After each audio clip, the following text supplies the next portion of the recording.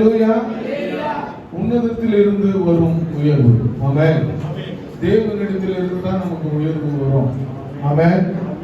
கர்த்தரிடத்திலிருந்து நமக்கு உயர்வு வர வேண்டும். அப்பதான் அது நிலை நிற்கும். கர்த்தர் நம்ம மேல அபிஷேகத்தின் வல்லமை ஊற்றப்படும். அல்லேலூயா. உன்னதத்திலிருந்து வருகிற உயர்வு தான் நமக்கு நிரந்தரமான ஒரு உயர்வு.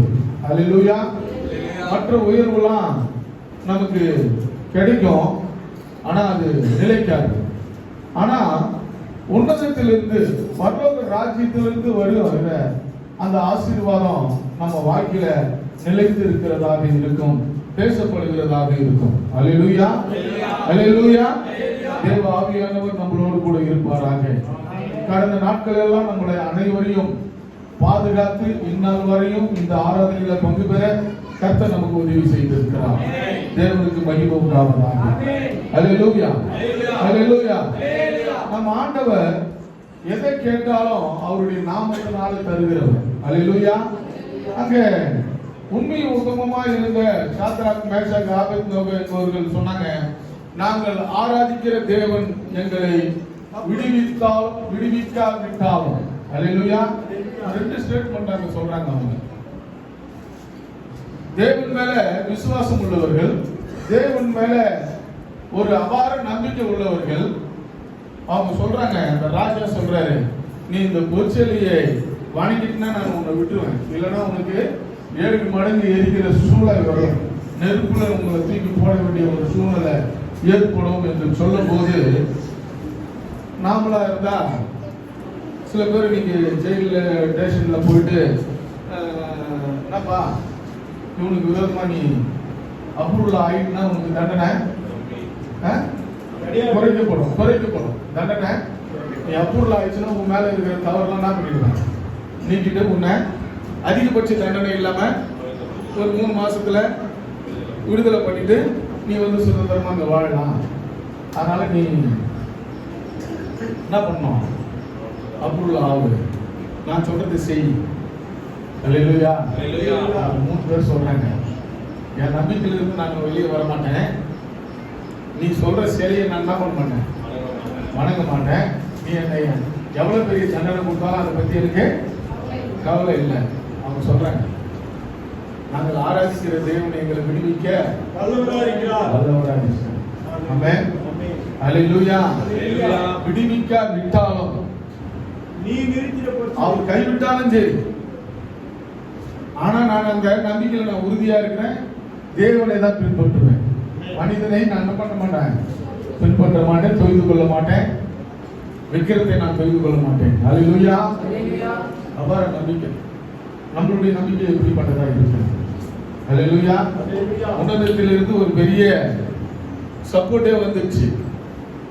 பரிசுத்த ஆவியானவர் அவர்களோடு கூட என்ன பண்ணாரு, உலாவிக் கொண்டிருந்தார் என்று வேதம் சொல்லுகிறது. அது மனிதனுடைய கண்களுக்கு தெரிந்தது. அல்லேலூயா. அந்த ராஜாவின் கண்களுக்கு நம்ம தூக்கி போட்டது 3 பேர் தானே, ஆனா அவங்க உலாவிக் கொண்டு இருக்கிறதோ 4 பேரா இருக்கிறாங்களப்பா. ஆனா அவங்க எரியல, அவங்க முடி கூட சுருங்கி போல, நெருப்பின் மத்தியில் என்ன பண்ணிக்கிறாங்க, சுத்தி வராங்க. அல்லேலூயா. தானியேல் 3வது அதிகாரத்துல நம்ம பார்க்கிறோம், 17வது வசனத்துல இருந்து நம்ம பார்க்கிறோம். அப்படிப்பட்ட காரியங்கள் நம்ம வாழ்க்கையில நடக்கும். எவ்வளவு இக்கட்டான சூழ்நிலைகள் இருந்தாலும், எவ்வளவு ஒரு பெரிய பிரச்சனை நம்ம வாழ்க்கையில நடந்து கொண்டு இருந்தாலும், பரிசுத்த ஆவியானவர் நம்ம கூட இருக்கிறார் என்பதை மறந்து விடக்கூடாது. அல்லேலூயா. தேவ ஆவியானவர் நமக்கு சப்போர்ட் பண்ண இருக்கிறார் என்பதை நாம மறந்து விடாமல், தேவனிடத்திலிருந்து வருகிற ஆசீர்வாதம் நாம பெற்றுக் கொள்கிறவர்களாய் தகுதி உள்ளவர்களாக நாம இருக்க வேண்டும்.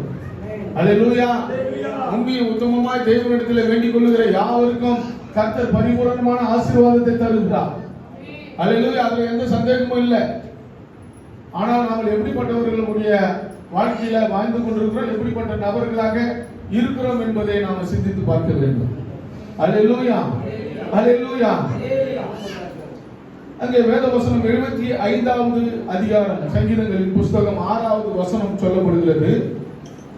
கிழக்கிலும் மேற்கிலும் வனாந்தர திசையிலும் இருந்து ஜெயம் வராது. அல்லேலூயா. எங்கிருந்து வராங்க? வாசிங்க நம்ம பாட்டியா. கிழக்கிலும் கிழக்கிலிருந்தும் மேற்கிலிருந்தும் வனாந்தர திசை ஜெயம் வராது. ஹல்லேலூயா. தென் திசையிலிருந்து நமக்கு என்ன வராது? அது வனாந்தர திசை. தென் திசையிலிருந்து நமக்கு ஜெயம் வராது. ஹல்லேலூயா, ஹல்லேலூயா, ஹல்லேலூயா. கர்த்தர் நல்லவராகவே இருக்கிறார். எத்தனை பேர் விசுவாசிக்கிறீங்க? ஏசாயா தீர்க்கதரிசன புத்தகம் 14வது அதிகாரம் 13வது வசனத்தை நம்ம எடுத்து வாசிக்கலாம்.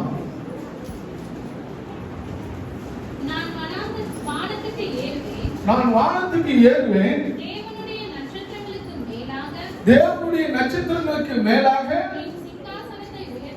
என் சிங்காசனத்தை உயர்த்துவேன், வடபுறங்களில் உள்ள ஆராதனை கூட்டத்தின் பர்வதத்திலே வீற்றிருப்பேன் என்றும். ஹல்லேலூயா. வட திசையில தேவனுடைய சிங்காசனம் அமைக்கப்பட்டிருக்கிறது. ஆமென். வட திசையில கிழக்கிலிருந்து நமக்கு என்ன வராது? உயர்வே வராது. மேற்கிலிருந்து உயர்வு வராது. வனாந்தர திசையிலிருந்து உயர்வு வராது. ஹல்லேலூயா. பிசாசு கேளுங்க, நம்ம உதாரணத்துக்கு கூட சொல்லலாம். பிசாசின் மூலமா உயர்வு வரும், ஆனா நிலைக்காது. நாம உண்மை உள்ளவர்களாக இருந்தா தேவன் நம்மை ஆசீர்வதிப்பார்.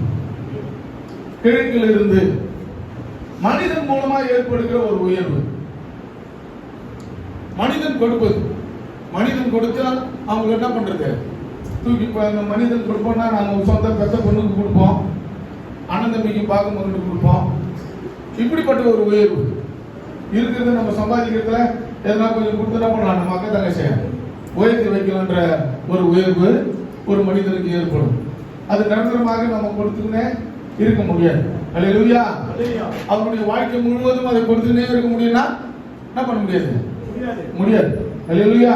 தனக்கு தானே ஒரு உயர்வு, தனக்கு தானே மற்றவர்களை ஏமாற்றி பழிக்கிறது, கொள்ளை அடிக்கிறது, இல்ல மற்றவர்களுக்கு விரோதமாக எழும்பி பொய் சாட்சி சொல்லி சம்பாதிக்கிறது, தனக்கு தானே உருவாக்கி கொள்ளுகிற ஒரு சம்பாதனை, உயர்வு, மேன்மை பாராட்டி கொள்ளுகிறது, தனக்கு தானே.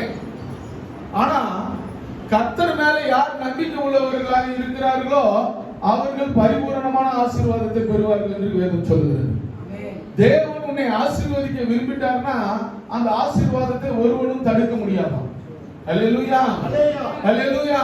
எத்தனை தடைகள் வந்தாலும், எப்பேற்பட்ட பிரச்சனைகள் வந்தாலும் சரி, தலை போகிற காரியங்களா இருந்தாலும், சிறை தண்டனை அனுபவிக்கிற காரியங்களா இருந்தாலும் கூட கர்த்தர் அது எல்லாவற்றையும் மாற்றி அவனுக்கு ஒரு உயர்வை கர்த்தர் கொடுப்பார்.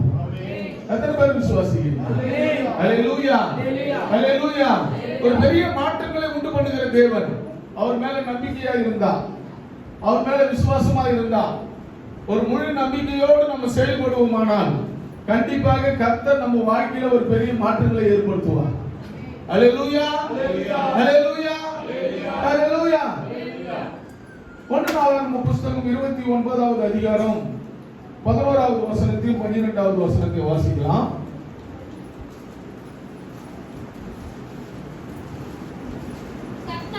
கர்த்தாவே மாட்சிமையும் வல்லமையும் மகிமையும் ஜெயமும் மகத்துவமும் உம்முடையவைகள், வானத்திலும் பூமியிலும் உள்ளவைகள் எல்லாம் உம்முடையவைகள். கர்த்தாவே ராஜ்யமும் உம்முடையது, தேவரீர் எல்லோருக்கும் தலைவராக உயர்ந்திருக்கிறீர். ஹல்லேலூயா, ஹல்லேலூயா. பூமியில் உள்ள எல்லா ஜனங்களுக்கும் மாத்திரமல்ல, வானத்தில் இருக்க தேவ தூதர்களுக்கும் அவர்தான் தலைவர். ஹல்லேலூயா. அண்டா சராசரங்களை உருவாக்கின தெய்வமாகிய இயேசு கிறிஸ்துவுக்கு தான் இவ்வளவு அதிகாரம் கொடுக்கப்பட்டிருக்கிறது. ஆமென், ஹல்லேலூயா. அப்பாவுடைய வார்த்தைக்கு செவி சாய்த்து, தேவனுடைய வார்த்தைக்கு செவி சாய்த்து, அவர் பிரகாரம், அவர் சொல்லுகிற பிரகாரம் வாழும்போது கர்த்தர் நம்மளுடைய வாழ்க்கையில ஒரு பெரிய உயர்வை கர்த்தர் கொடுப்பார். ஆமென், ஹல்லேலூயா, ஹல்லேலூயா. பிசாசும் ஆசீர்வாதத்தை நம்ம சொல்லுவாங்க. ஏங்க இந்துக்களா இருக்கிறவங்க கூட நல்ல ஆசீர்வாதமா இருக்கிறாங்களே நான் சொல்லலாம். அல்லேலூயா. ஆமா இருப்பாங்க. பிசாசின் மூலமா ஆசீர்வாதம் வரும். அல்லேலூயா. ஏன்னா பிசாசு இயேசு கிறிஸ்துவையே உயர்ந்த மலையில கொண்டு போய் என்ன பண்ணான்? உயர்ந்த மலையில கொண்டு போய் இந்த ராஜ்யங்கள் எல்லாம் எனக்கு கொடுக்கப்பட்டிருக்கிறது, என்னை பணிந்து கொண்ட நான் உங்களுக்கு தருவேன். அல்லேலூயா. அந்த பிசாசை பணிந்து கொள்ளுகிறவர்களுக்கு அந்த ஒரு ஆசீர்வாதம் வருது இந்த பூமியில. அல்லேலூயா. எடுத்து வாசிங்க லூக்கா சுவிசேஷ புஸ்தகம் 4வது அதிகாரம் 5 வசனத்திலிருந்து வாசிக்கலாம்.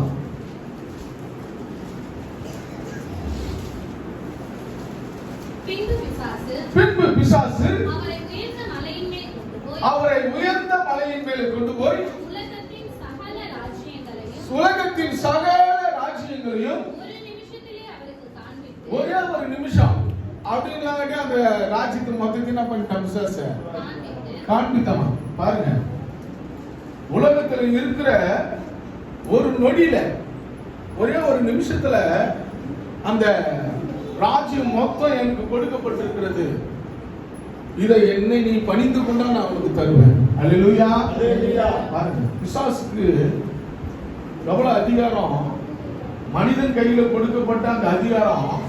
ஆதாம் ஏவாள் கிட்ட இதையெல்லாம் நீங்கள் ஆண்டு கொள்ளுங்கள் என்று அதிகாரப்பூர்வமாக கர்த்தர் டிக்ளேர் செய்திருக்கிறார். பலுகி பெருகி என்ன பண்ணுங்க, இதை எல்லாவற்றையும் ஆண்டு கொள்ளுங்கள் என்று. அல்லேலூயா. அப்படி ஆண்டு கொள்ளுங்கள் என்று சொன்ன அந்த ஆசீர்வாதம், அந்த கொடுக்கப்பட்டிருந்த எல்லா அதிகாரமும் ஒரு மீறுதலினால தேவனுடைய வார்த்தையை சரியா கவனிக்காம அந்த வார்த்தைக்கு செவிசாய்க்காம அதன்படி நடக்காம போனதுனால பிசாசுக்கு அந்த ராஜ்யங்கள் போயிடுச்சு. அல்லேலூயா. அவன் கீழே கொடுக்கப்பட்டாச்சு. அவன் சொல்றான் அந்த ராஜ்யங்கள் எல்லாம் எனக்கு கொடுக்கப்பட்டது, என்னை நீ பணிந்து கொண்டால் நான் உனக்கு இது எல்லாவற்றையும் என்ன பண்ணுவேன்? தருவேன். அங்க ஆதாம் என்ன பண்ணிட்டாரு? அந்த ஏவாள் மூலமா எங்க பணிகிற ஒரு காரியம், அந்த பிசாசினுடைய வார்த்தைக்கு செவி கொடுக்கிற காரியத்தினால அவர்கள் எழுந்து போனார்கள். இதுதான் நல்லது, இதுதான் உண்மையான காரியம், தேவன் சொல்லுகிறது பொய்யான காரியம் என்று சொல்லி அவனுடைய வார்த்தையை விசுவாசித்தாங்க. அல்லேலூயா. ஆனா இரண்டாம் ஆதாமாகிய இயேசு கிறிஸ்துவோ அங்க என்ன பண்ணல? பிசாசினுடைய வார்த்தைக்கு என்ன பண்ணல? இந்த ராஜ்யங்கள் எல்லாம் தேவன் உண்டாக்கினது. ஆமென். அல்லேலூயா. இப்போ நம்ம வாசித்தோம்ல 1 நாளாகமம் 29வது அதிகாரத்துல 11-12 வாசிங்க. கர்த்தாவே மாட்சிமையும் வல்லமையும் மகிமையும் ஜெயமும் மகத்துவமும் உம்முடையவைகள், வானத்திலும் பூமியில வானத்திலும் பூமியில இருக்கிற அனைத்தையும் உம்முடைய அனைத்தும் உன்னுடையது.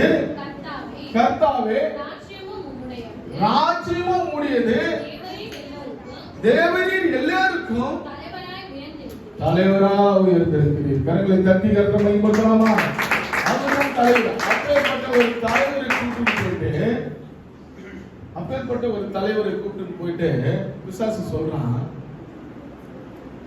என்ன சொல்றான்னா, இது எல்லாம் என் கையில் இருக்கு. அல்லேலூயா.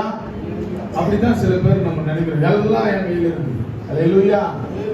ராஜ்யம் என் கையில் இருக்குதுன்னு இன்னைக்கு நிறைய பேர் கொக்கரிசின்னு இருக்கிறாங்க. கர்த்தர் எல்லாத்தையும் மாற்றுகிற தேவன்.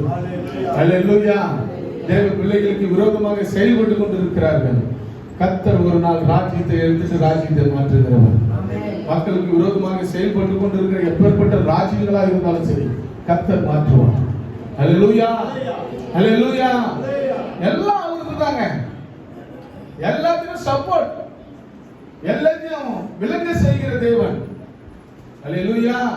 அவர் அனுமதிக்காம எந்த காரியமும் இந்த பூமியில நடக்காது. அல்லேலூயா. அப்பேற்பட்ட தேவனை நீங்க நானும் தெரிந்து கொண்டிருக்கிறோம்.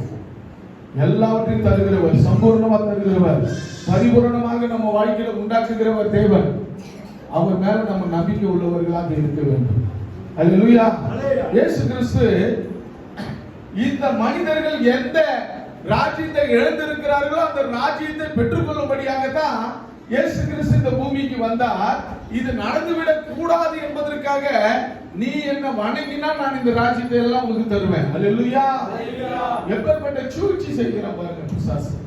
நம்ம வாழ்க்கையில இப்ப இந்த உலகத்துல வாழ்ந்து கொண்டிருக்கிற மக்களுடைய வாழ்க்கையில ஒரு சூழ்ச்சி ஏற்படுத்தி ரட்சிக்க கூடாதபடி, தேவனை பரிபூர்ணமா வணங்க கூடாதபடி, தொய்து கொள்ளாதபடி அவர்களுக்கு ஒரு ஆசீர்வாதங்களை கொடுக்கப்பட்டிருக்கிறது.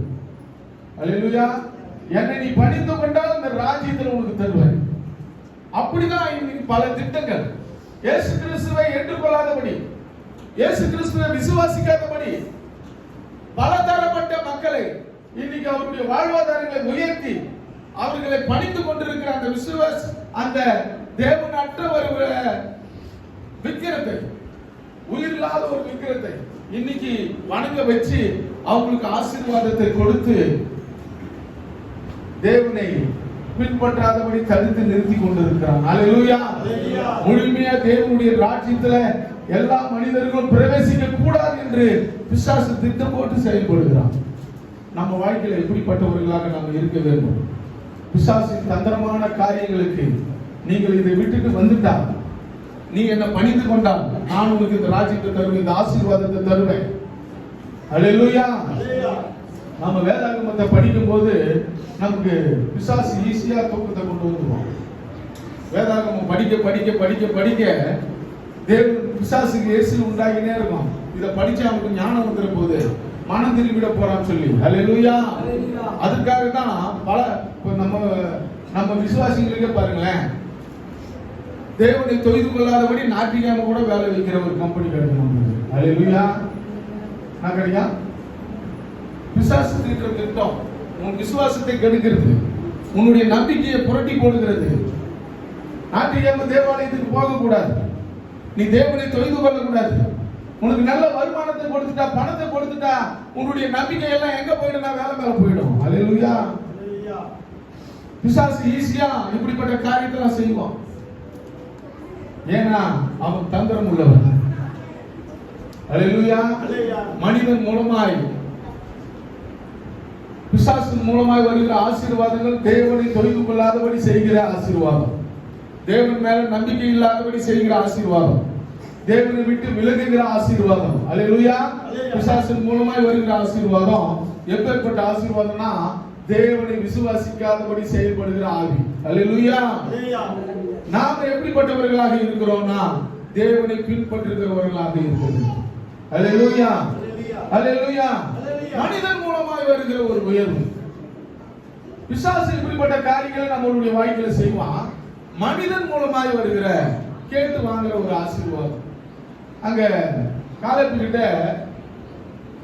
யோசுவாவின் புஸ்தகம் 15வது அதிகாரம் 19வது வசனத்தை வாசிக்கிறேன். நியாயாதிபதி 1:15 எடுத்து வாசிங்க. எடுத்து வாசிங்க. ரெண்டும் ஒரே வசனம் நான் வாசிக்கிறேன். எடுக்க எண்ணம் யோசுவா 15:19. 1:15 வாசிங்கம்மா. அப்பொழுது அவள் எனக்கு ஒரு ஆசீர்வாதம் அப்பா ஒருத்தர கேட்கிறாங்க. அல்லேலூயா.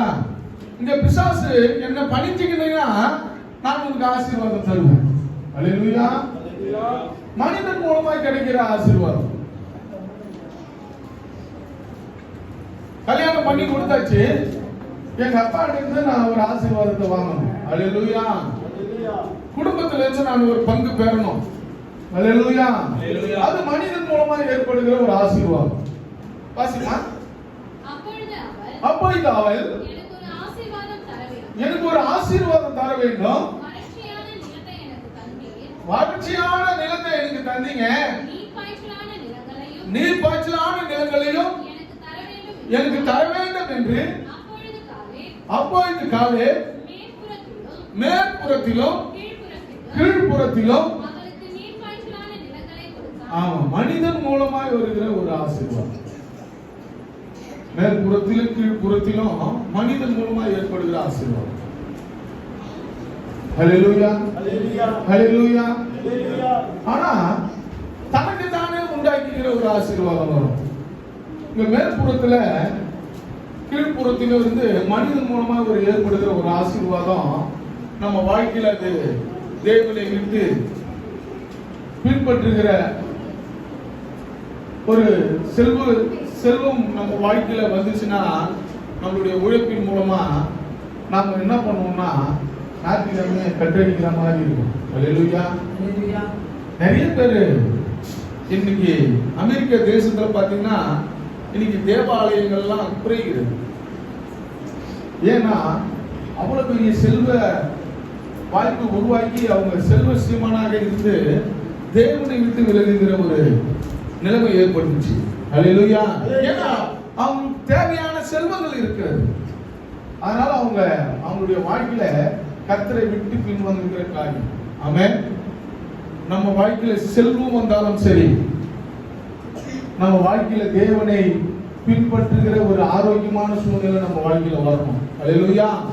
எந்த சூழ்நிலையிலும் எப்பேற்பட்ட நிலையா இருந்தாலும் கர்த்தரை பின்பற்றுகிற ஒரு காரியத்துல நம்ம செயல்படணும். அல்லேலூயா.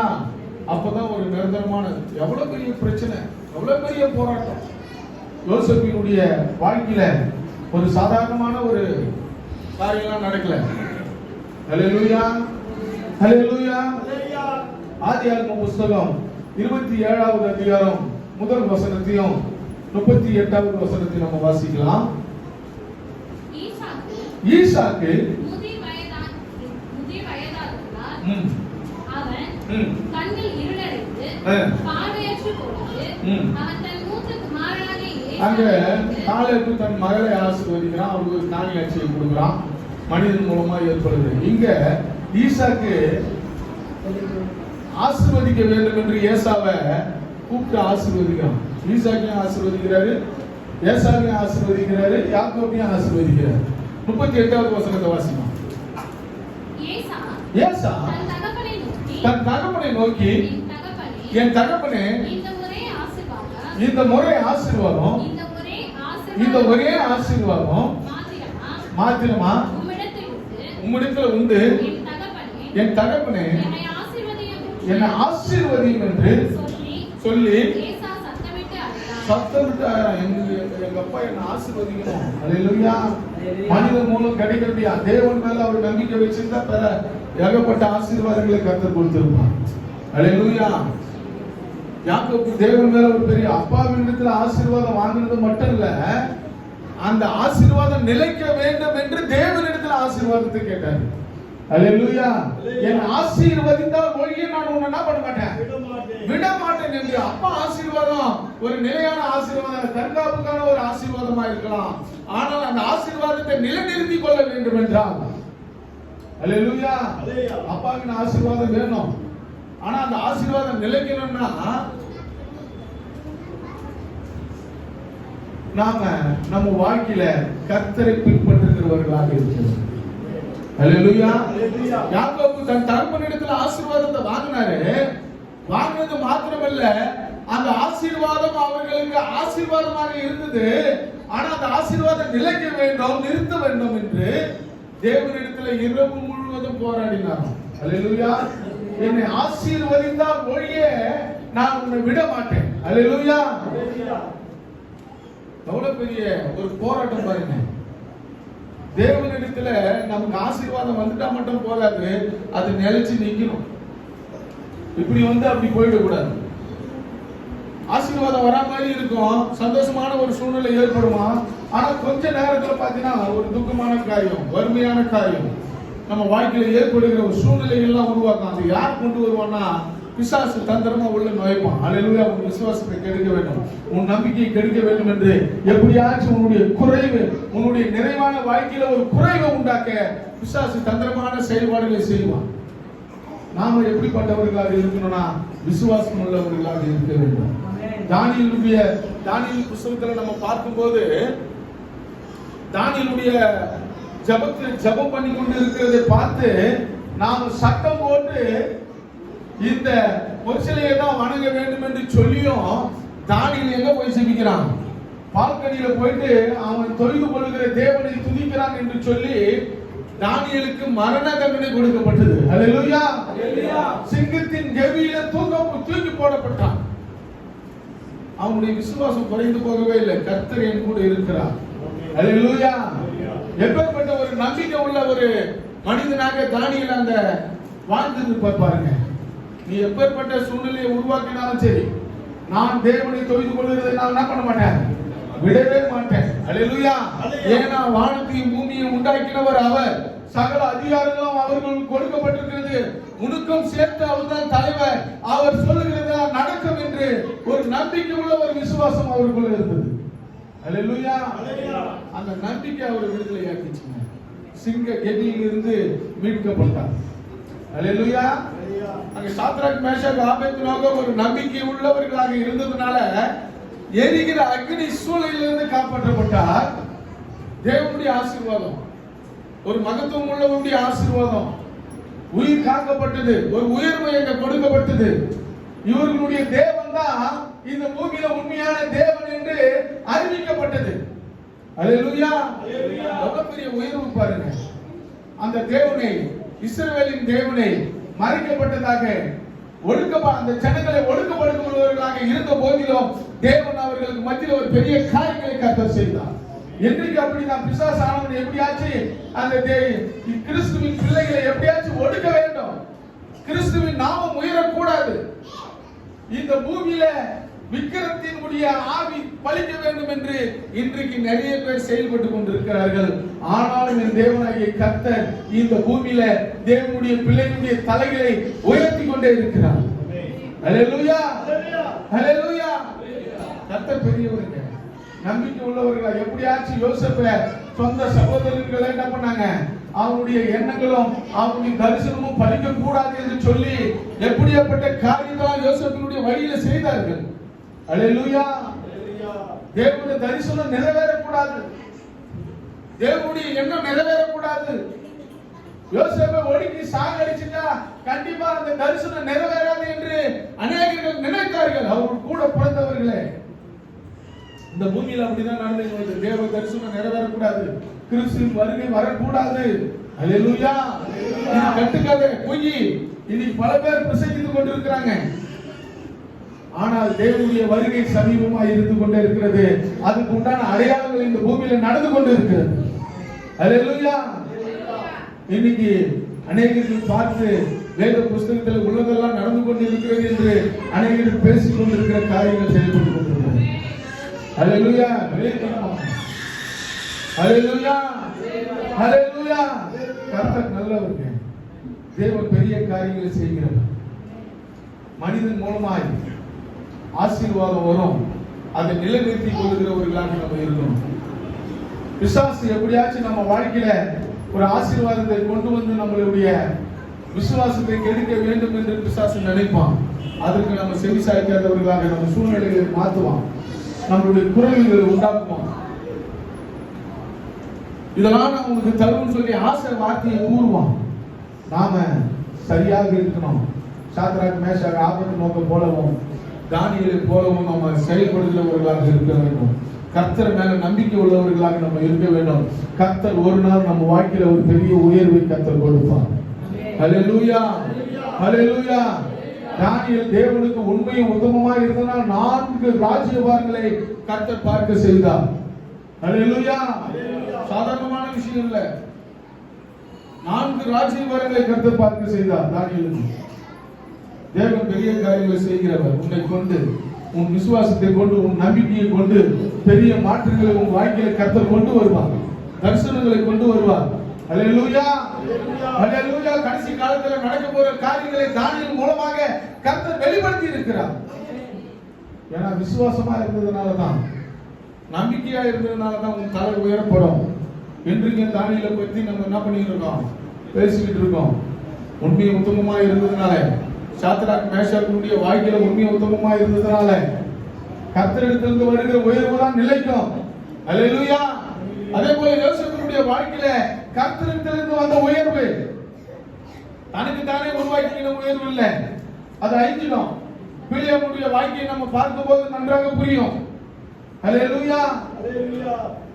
தனக்கு தானே உருவாக்கின ஒரு வாழ்க்கை.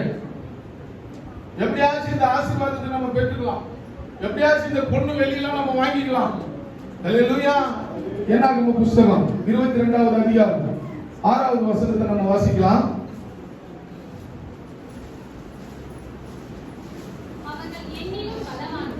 அவர்கள் எண்ணிலும் பலவான்கள் ஆகிலும் நீர் ஆசீர்வதிக்கிறவர் ஆசீர்வதிக்கப்பட்டவர், நீ சபிக்கிறவர் சபிக்கப்பட்டவன் என்றார்கள். ஆதலால் நீ வந்து என்ன பண்ணணுமா? எனக்காக அந்த ஜனங்களை என்ன பண்ணுங்க? சபிக்கணும். அல்லேலூயா. ஒரு ஆசை வார்த்தை அங்க கூறுறாங்க. இவ்வளவு பொண்ணு வெளியெல்லாம் நான் தரேன், தேவனுடைய பிள்ளையை நீ என்ன பண்ணணும்? எப்படி ஏற்படுத்தினாலும் சரி, தேவ பிள்ளைகளை அடக்குமுறை செய்ய வேண்டும், அடக்க வேண்டும். அவர்கள் ஆசீர்வதிக்கப்படக்கூடாது, அவர்கள் உயர்ந்திருக்க கூடாது என்பதுதான் அநேகருடைய எண்ணமா இருக்கிறது. அல்லேலூயா. பிசாசு இவர்களை எல்லாம் தூண்டுகிறான்.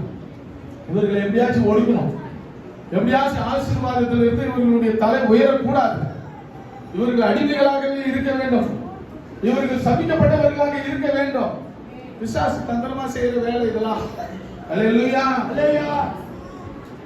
ஆசீர்வாதம் கூறுவோம். ஒரு தேவ ஆவியை பெற்ற மனிதன் அவனுக்கு ஒரு ஆசை வார்த்தையை கூறி என்ன செய்யறான்? அவன் விசுவாசத்தை கெடுக்கிறாங்க. சரிப்பா நான் வரேன், இல்ல நான் ஆண்டவரை கேட்டுட்டு வரேன், அப்படி இருந்தும் வரேன்னு சொல்லிட்டு அப்புறமா ஆண்டவர் சரி இவனுடைய எண்ணத்தை என்ன பண்ண முடியாது, இவன் ஜென்ம சுவாசத்தை என்ன பண்ண முடியாது, மாற்ற முடியாதுன்னு சொல்லி சரி நீ போ, நான் சொல்றது தான் நீ சொல்லணும். அல்லேலூயா. மனிதனுடைய ஜென்ம சுபாவம். நீ எப்படிதான் இருந்தாலும் ஒரு ஆசைய ஒரு மனிதன் இடத்துல, தேவ பிள்ளைகள் இடத்துல ஒரு ஆசை வார்த்தை போறனா கொஞ்சம் மனம் மாறும். அல்லேலூயா. அந்த மனம் மாறக்கூடாது. இயேசுவின் இடத்துல எடுத்து போயிட்டு இந்த ராஜ்யத்தை நான் உங்களுக்கு தருவேன் என பணிந்தாங்க. அல்லேலூயா.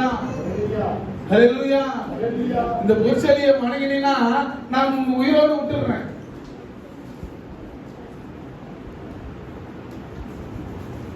ஆனால் அவர்கள் உண்மையில் உத்தமமாய் இருக்கிறார்கள். அல்லேலூயா. இயேசு தேவனுடைய வார்த்தைக்கு கீழ்ப்படிந்து அவர் எனக்கு பின்னாலே போ சாத்தானேன்னு சொன்னார். அல்லேலூயா. எனக்கு பின்னாலே போ. நாம விசுவாசம் உள்ளவர்களாக இருக்கணும். எந்த அளவுக்கு நாம விசுவாசம் உள்ளவர்களாக இருக்கிறோமோ அப்பதான் பிசாசு நம்ம வாழ்க்கையில தலையிட்டாலும் கர்த்தர் ஜெயமாக மாற்றி கொடுப்பார். நிறைய பேருக்கு கிறிஸ்து மேல நம்பிக்கை குறையுது. நம்ம ஓடி ஓடி நம்மளே போயிடலாம், நம்மளே எல்லா காரியத்தையும் உயிர்ந்து பிறந்தாலும்னா வராது, ஓடுறதுதான். கர்த்தர் செய்தால் மட்டும்தான் அந்த காரியம் ஜெயமாக மாற்றி கொடுக்க முடியும், இல்லைன்னா மாற்ற முடியாது.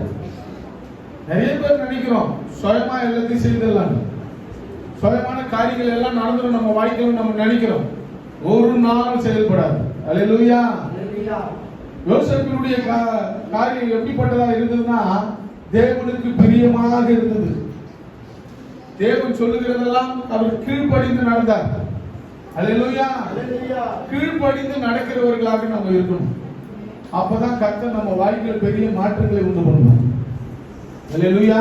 சுயமா ஓடுறோம், சுயமான காரியங்களை செய்யறோம். சுயமான காரியத்தில் முடிவு எடுத்தார். தேவனுடைய மனுஷன் ஆவியை, தேவ ஆவியை பெற்றவன் சுயமான முடிவு, சுய முடிவுலாம் அவனுடைய வாழ்க்கையில பின்னாடி கொண்டு போயிடும். நான் கொண்டு போயிடும், பின்னாடி கொண்டு போயிடும். அவனுடைய வாழ்க்கையில ஒரு ஆசீர்வாதமா தங்கவே தங்காது. பிள்ளையாங்க தேவனுக்கு பிரியமான காரியங்களை செய்யவே இல்லை. தேவன் சொன்னார் போகாதன்னு, அவன் அப்படியே முயற்சி எடுத்து போறான். அல்லேலூயா.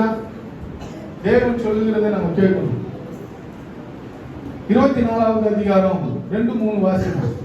என்னாகும்? 24:2-3. தன் கண்களை ஏறெடுத்து இஸ்ரவேல் கோத்திரங்களின்படியே பாளையம் இறங்கி இருக்கிறதை பார்த்தான். தேவ ஆவி அவன் மேல் வந்தது. அப்பொழுது அவன்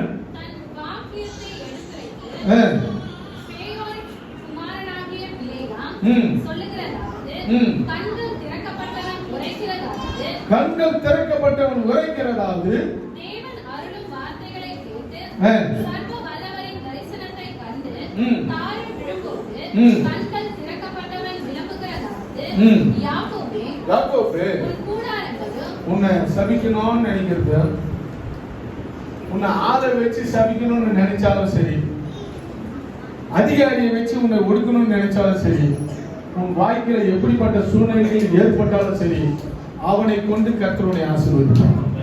அல்லேலூயா. பிள்ளைகளுடைய வாழ்க்கை கூலிக்கு மாரடிக்கிற வாழ்க்கையா இருந்தாலும் சரி, அவன் உனக்கு விரோதமாக எழும்பு செய்தாலும் சரி, ஆனா தேவ பிள்ளைகளுக்கு ஒரு காரியமும் விரோதமாக செயல்படாது. அல்லேலூயா. ஒரு காரியம் செயல்படாது. தேவனிடத்திலிருந்து வருகிற உன்னதமான ஆசீர்வாதம் நம்மளை தேவன் சொல்லிட்டார், உன்னை பழுகி பெருக செய்யும். இந்த கானான் தேசத்துக்குள்ள உன்னை கொண்டு வருவேன். அல்லேலூயா. இந்த கானான் தேசத்தை உன் தகப்பனுக்கு கொடுக்கப்பட்ட முன்னோர்களுக்கு சொல்லப்பட்ட அந்த வார்த்தை, நான் அந்த தேசத்தை உங்களுக்கு என்ன பண்ணுவேன், கொடுப்பேன்னு சொல்லி இருப்பார். அல்லேலூயா. அதை நிறைவேற்றுவதற்கு தேவன் வல்லவராக இருக்கிறார். ஏன்னா அது உன்னதத்தில் இருந்து வந்த ஆசீர்வாதம். ஆமென். தேவன் வாக்கு கொடுத்த ஆசீர்வாதம். இந்த அடிமைத்தனமாய் இருக்கிற, நீ அடிமையாய் இருக்கிற, பரதேசியாய் இருக்கிற, ஒரு நிலம் வீடு வாசல் கூட இல்லாத இந்த இடத்தை உனக்கு சுதந்திரமாக சொந்தமாக கொடுப்பேன் என்று கர்த்தர் வாக்கு கொடுத்து இருக்கிறார். அல்லேலூயா. கர்த்தருடைய வாக்கு ஒரு நாளும் பொய்த்து போகாது. உன்னதத்திலிருந்து தேவன் கொடுத்த அந்த வார்த்தையை தேவன் நிறைவேற்ற வல்லவராய் இருக்கிறார். அல்லேலூயா. அதை யாரை வச்சு தடுத்தாலும் சரி, யாரை வச்சு தடுத்தாலும் சரி,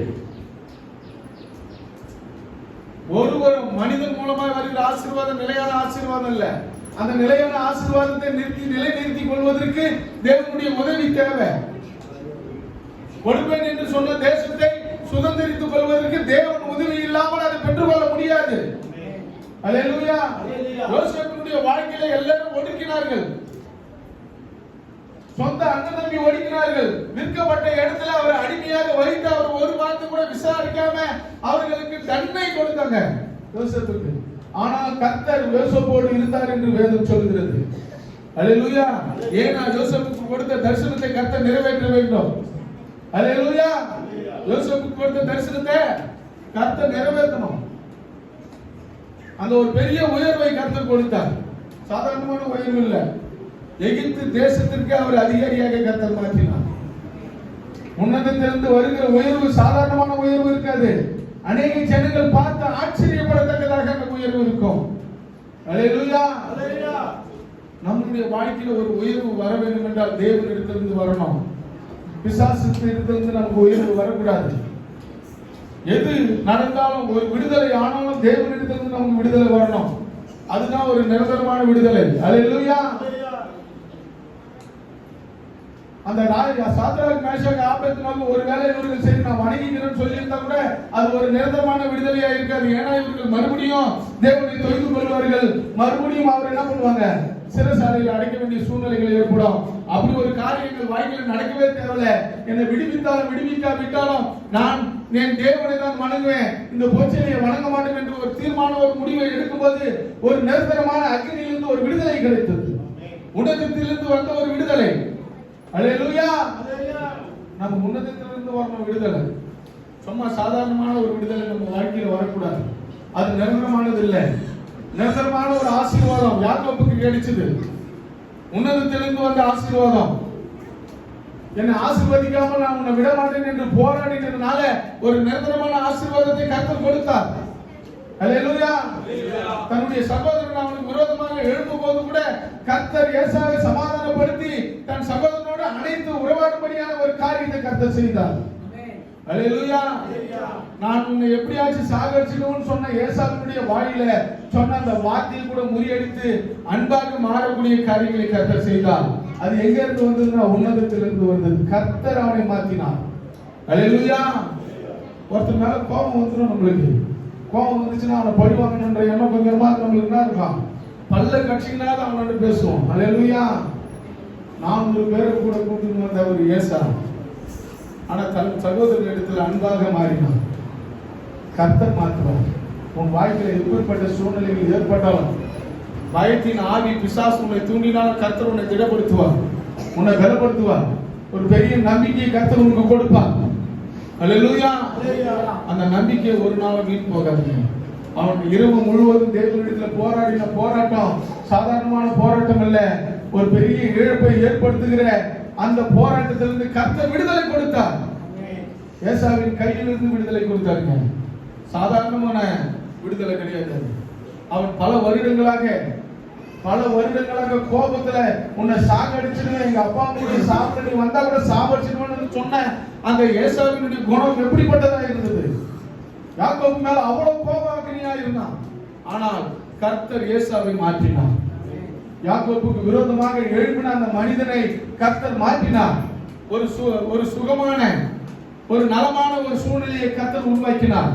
இருவருக்கும் அண்ணன் தம்பி என்ற உறவோடு அங்கே கர்த்தர் மாற்றினார். அல்லேலூயா. எவ்வளவு பெரிய மாற்றம்! தேவன் மேல நம்பிக்கை உள்ளவர்களுக்கு இந்த மாற்றம் ஏற்படும்.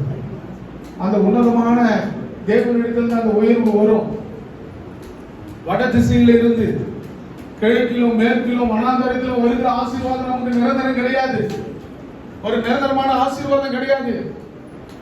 அப்படிப்பட்ட ஆசீர்வாதம் நம்ம வாழ்க்கையில் தங்கவும் தங்காது. பிசாசு மூலமா ஏற்படுகிற ஆசீர்வாதம் நம்ம வாழ்க்கையில நிரந்தரமா இருக்காது. அல்லேலூயா. தேவன் உன்னை உயர்த்த வேண்டும் என்று நினைக்கும் போது யாக்கோபின் ஆசீர்வாதம் நிரந்தரமாக்கப்பட்டது. ஈசாக்கினுடைய ஆசீர்வாதம் 100 மடங்கு பெருகியது. தேவன் ஆசீர்வதித்ததனால நான் உன்னை ஆசீர்வதித்து உன் பேரை பெருமைப்படுத்துவேன் என்று சொன்ன வார்த்தை தேவனிடத்தில் அவர்கள் ஆபிரகாமுக்கு சொன்ன வார்த்தை ஆசீர்வதிக்கப்பட்ட வார்த்தை. தேவனுடைய உன்னதத்திலிருந்து வந்த ஆசீர்வாதம். அல்லேலூயா. அந்த உன்னதத்தில் இருந்தவர்கள் ஆசீர்வாதம் தான் நிலைநிற்கும். ஆமென். ஏசாயா தீர்க்கதரிசன புத்தகம் 61வது அதிகாரம் 9வது வசனத்தை வாசிக்கலாம்.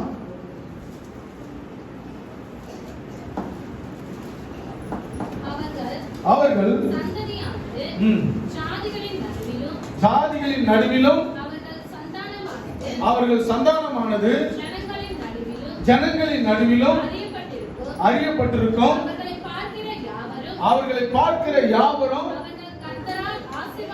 அவர்கள் கர்த்தரால் ஆசீர்வாதம் பெற்றவர்கள் என்று சொல்வார்கள். அல்லேலூயா. உங்களை பார்க்கும்போது உங்களுடைய எல்லா விதமான காரியங்கள், செயல்பாடுகள், நடக்கைகள் எல்லாவற்றையும் பார்க்கும்போது இந்த உலகத்தில் வாழ்கிற ஜனங்களுக்கு மத்தியில் வாழ்கிற நாம பார்த்து இவர்கள் தேவனுடைய பிள்ளைகள், கர்த்தரால் ஆசீர்வதிக்கப்பட்டவர்கள் என்று சொல்லணும். அல்லேலூயா. அப்படிப்பட்ட விசுவாசம் நமக்குள்ள இருக்கணும். உன்னதத்திலிருந்து வரணும் அந்த ஆசீர்வாதம். தேவனிடத்திலிருந்து வரணும். பிரியாசப்பட்ட அந்த நகைகளுக்காக, தங்களுக்காக, பணத்துக்காக அவர்கள் இஸ்ரவேல் மக்களை சபிக்க வேண்டும் என்று கொண்டு போனா கூட கர்த்தர் அனுமதிக்கல. அல்லேலூயா. யார் மூலமாய் உன்னை ஒடுக்க வேண்டும் என்று நினைத்தாலும் சரி கர்த்தர் அனுமதிக்க மாட்டார். உன்னதத்திலிருந்து உங்களுக்கு ஆசீர்வாதத்தை கர்த்தர் கொடுப்பார். அல்லேலூயா. சந்தேகம் தேவை. இந்த ஜனங்களுக்கு மத்தியில கடல்ல மீன்கள் வாழ்ந்து கொண்டிருக்கிறது. உப்பு மத்தியில, உப்பு தண்ணீர்ல மீன் வாழுது. ஆனால் அதனுடைய சுவை சாதாரணமான சுவையா இல்ல. அல்லேலூயா. அது உப்பை ஏற்றுக்கொள்ளல. கடல்ல வாழ்கிற மீன் உப்பு தண்ணீர்ல வாழ்ந்தாலும் உப்பை ஏற்றுக்கொள்ளல. உலகத்தில் வாழ்கிற நீயும் நானும் இந்த உலகத்தில் இருக்கிற அநேக ஆசீர்வாதங்களை பார்த்து நம்ம என்ன நம்ம விசுவாசத்தை விட்டுவிடக் கூடாது. இவர்கள் தேவனுடைய பிள்ளைகள் இந்த பூமியில வாழ்கிறார்கள் என்று சொல்லுகிற அளவுக்கு நம் விசுவாசத்தை உயர்த்தி கொள்ள வேண்டும். உன்னதத்தில் இருந்து வருகிற ஆசீர்வாதத்தை பார்த்து இவர்கள் தேவனுடைய பிள்ளைகள் என்று அறிக்கை சொல்லணும். அல்லேலூயா. தேவ பிள்ளைகள் என்று நாம் அறிவிக்கணும். இந்த வசனத்தை வாசிக்கலாம். அவர்கள் நம்மளுடைய சந்ததியானது ஜாதிகளின், இந்த உலகத்தின் மக்களின் நடுவிலும் சந்தானமானது ஜனங்களின் நடுவிலும் அவர்களை பார்க்கிற யாவரும்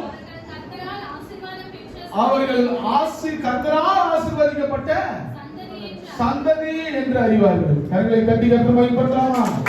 அப்படிப்பட்ட ஒரு விசுவாசம் உள்ளவர்களாக நம்ம வாழணும். தேவனை உன்னதத்திலிருந்து உயர்வு வரணும். அல்லேலூயா. யாத்திராகமம் புத்தகம் 32வது அதிகாரம் 29வது வசனம். யாத்திராகமம் 32:29.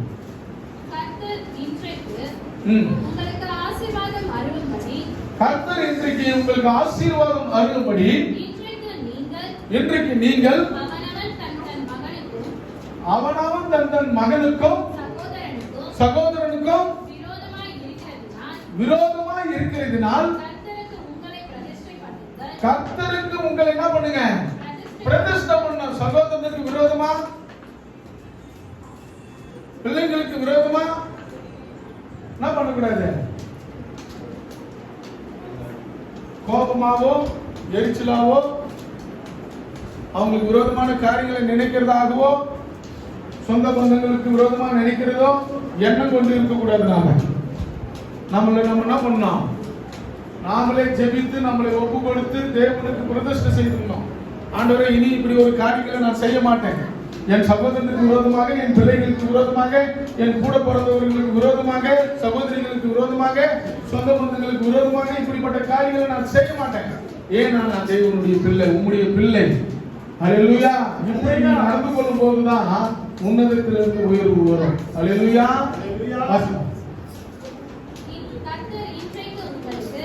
கர்த்தர் இன்றைக்கு உங்களுக்கு ஆசீர்வாதம் அருளும்படி இன்றைக்கு நீங்கள் அவனவன் தன் மகனுக்கும்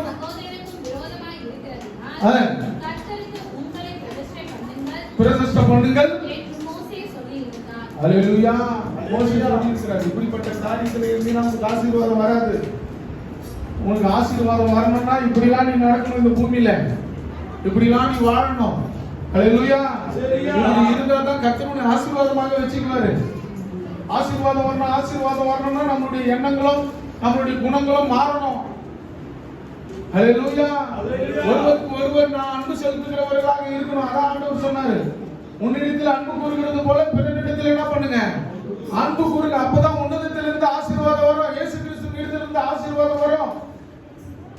அந்த ஆசீர்வாதம் நிலையான ஆசீர்வாதமா இருக்கும். யாக்கோபுக்கு ஒரு நிலையான ஆசீர்வாதத்தை கொடுத்தார். ஈசாக்குக்கு ஒரு நிலையான ஆசீர்வாதத்தை கொடுத்தார். யோசேப்புக்கு ஒரு நிலையான ஆசீர்வாதத்தை கொடுத்தார். நம்ம வாழ்க்கையில அப்படி ஒரு நிலையான ஆசீர்வாதத்தை கர்த்தர் தர வேண்டும். அல்லேலூயா. அதற்கு நாம இப்படிப்பட்ட காரியங்களுக்கு நம்ம ஒதுங்கி இருக்கணும். தேவனிடத்தில் நம்மளை பிரதிஷ்டை பண்ணிக்கொள்ளணும். இப்படிப்பட்ட காரியங்களின் வாழ்க்கையில செயல்படாதபடி, இப்படிப்பட்ட ஆவிகளின் வாழ்க்கையில வராதபடி கர்த்தர் தடுத்து நிறுத்த ஆண்டவரை சொல்லி நாம தேவனிடத்தில் ஜெபிக்கிறவர்களாக இருக்க வேண்டும். அல்லேலூயா. ஏசாயா தீர்க்கதரிசன புத்தகம் 32வது அதிகாரம் 17-18 வாசி முடிச்சிருக்கோம்.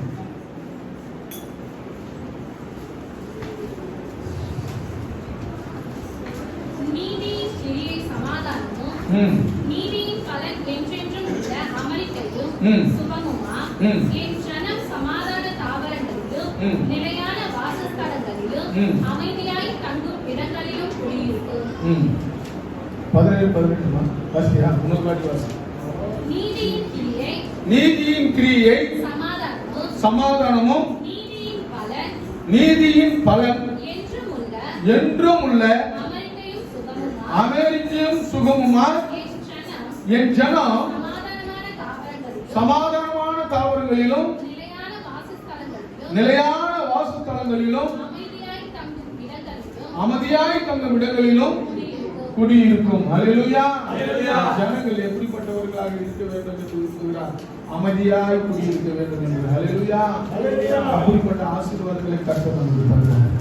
அல்லேலூயா. சமாதானமாய், நிம்மதியாய், சுகமாய் வாழக்கூடிய தேவனுக்கு உண்மையும் உத்தமமாய் நாம் ஜீவிக்கும் போது கர்த்தர் உன்னதத்திலிருந்து உங்களுக்கு ஆசீர்வாதங்களை கர்த்தர் கொடுப்பார். அல்லேலூயா. பிசாசின் மூலமாக ஏற்படுகிற ஆசீர்வாதம் நமக்கு நிரந்தரம் கிடையாது. மனிதன் மூலமாக ஏற்படுகிற நிரந்தர ஆசீர்வாதம் நிரந்தரமானது அல்ல. அதை நம்ம தகப்பன் ஆசீர்வதிக்கிற அந்த ஆசீர்வாதம் நிலைநிறுத்திக் கொள்ள வேண்டும் என்றால் தேவனிடத்தில் நம்ம போராடுகிற குணம் வேணும், ஜெபிக்கிற குணம் வேணும். அப்படி நீ ஜெபிக்கும் போது அது நிலைநிற்கும். அல்லேலூயா. உண்மையும் உத்தமமாய் நம்ம வாழ்க்கையில் ஜீவிக்கும் போது கண்டிப்பாய் கர்த்தர் உன்னதத்திலிருந்து நமக்கு ஆசீர்வாதத்தை கொடுத்து நிலை நிறுத்துவார். அல்லேலூயா. பூமியில என்றென்றைக்கும் உன் கை உயர்ந்து இருக்கும்படி என் தேவன் உதவி செய்வார். அல்லேலூயா. நாம உன்னதத்திலிருந்து வருகிற ஆசீர்வாதத்தை பெற்றுக் கொள்கிறவர்களாக நம்ம இருக்கணும். அப்பதான் வட திசையில இருந்து நமக்கு ஆசீர்வாதத்தை கர்த்தர் நமக்கு கொடுப்போம். அல்லேலூயா. பல திசையிலிருந்து நமக்கு ஆசீர்வாதம் வந்தால் நிலை இருக்காது. ஆனா வட திசையிலிருந்து தேவனிடத்திலிருந்து தேவனுடைய பரலோக சிங்காசனத்திலிருந்து நாம் ஜெபிக்கிற ஜெபத்துக்கு பதில் வரும்போது அது நிலை நிற்கும் என்று வேதம் சொல்லுகிறது. அல்லேலூயா. ஒரு பாடலை பாடும்போது கர்த்தருக்கு நம்ம காணிக்கை கொடுக்கிறோம். கர்த்தர் நம்ம ஆசீர்வதிப்பார்.